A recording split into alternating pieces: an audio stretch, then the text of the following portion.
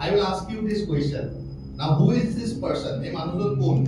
Of course, this is not the real picture. It is the real picture, no, but the clue to the answer there in 302 BC.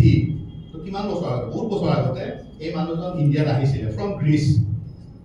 Can you identify? Huh? Megasthenes. How is it Megasthenes? This is a clue. Chandragupta Maurya court ahisile ar ajikali jitu amar Biharot ase Patna talage ahisile. Okay, so he was a Greek historian. Megasthenes, correct. So Megasthenes ei kotha to likhi thoi goise in his accounts. Ei kotha to likhi thoi goise about that day Bharat mane ajir dinor India khonor kotha nohoy de ei gute Bharat khonor kotha that the region never suffered from famine, general scarcity in the supply of nourishing food. Tamane India was very prosperous. Okay, this is extract from his writings.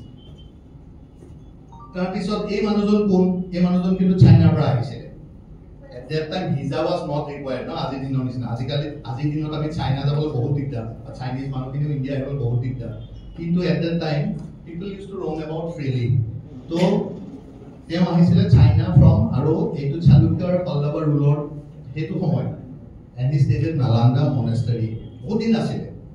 So who is this person? Ahoy. Aru. Ye koi thaka enuka kotha nai nohoy etu aro kon bonika crorepati nohoy je mane you will miss the jackpot enuka nohoy. He was Ijing. Naam to unisa Ijing. Acha whatever whoever he is teo ei kotha to likhi thoi goise je ghee oil milk and cream are found everywhere. That means India was prosperous. You just take the bottom line of this thing, whatever they have written. Tarpisot ejono kotha to tumaloke jani bai. He came from Khwarizm.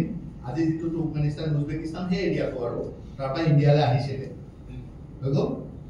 Who was he? Yes. Al-Biruni.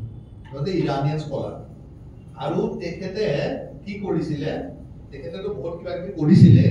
Kintu Sanskritor kisuman kitab teo translate korisile.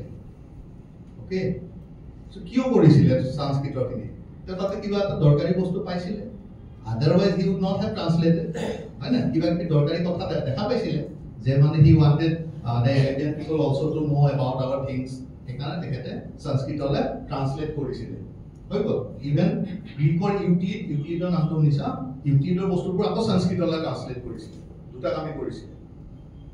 এই কিতাপখন আল-বিৰুনিয়ে লিখিছিলে কিতাবুল হিন্দ এখন কিতাপখন নাম শুনিছা চাগে না হৈ গল আৰু আল-বিৰুনিক আকৌ ইণ্ডিয়ান মানুহবোৰে বহুত বিশ্বাস কৰিছিলে মানে হি was not treated like the other foreigners বেলেগ ফৰেনাৰ অলপ আমাৰ ইণ্ডিয়ান মানুহবোৰে অলপ বেয়া পাইছিলে কাৰণ হেতু টাইমত অলপ কিছুমান those people they have done some destruction within India so হেতু কাৰণে অলপ বেয়া পাইছিলে they did not trust those people invaders কিন্তু আল-বিৰুনিক আকৌ ভাল পাইছিল তো ভাল পোৱাৰ কাৰণে তেখেতে বহুত প্ৰাক্টিক কাম কৰিব পাৰিছিল যদি নিজৰ থাকা জায়গাটোত যদি it was not conducive এটো কাম কৰিবলৈ সুবিধা নহয় but Al-Biruni he won the support of the Hindus people those people who were in India at that time এখানে Al-Biruni কিছুমান কাম কৰিব পাৰিছিল that was his plus point